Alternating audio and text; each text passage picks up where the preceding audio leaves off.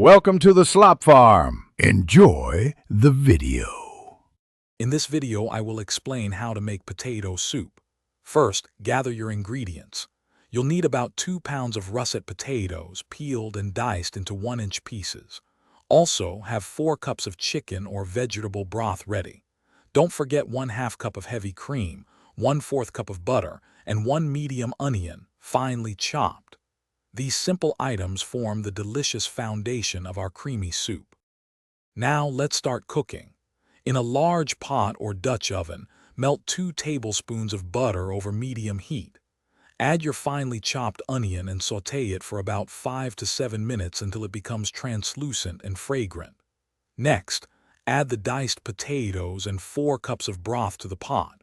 Bring this mixture to a boil, then reduce the heat and simmer.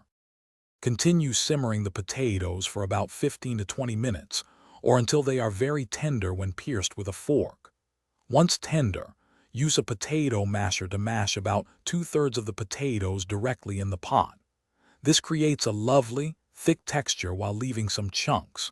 Finally, stir in 1/2 cup of heavy cream and season generously with salt and black pepper to taste.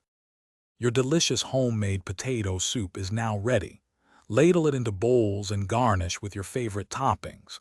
Fresh chives, crispy bacon bits, or a sprinkle of shredded cheddar cheese are all fantastic choices. This warm, comforting soup is perfect for any meal. For more great tips and recipes, check out the description below for links to other deals and information. Enjoy every spoonful of your creamy creation. Thanks for watching. Consider subscribing if we helped you today.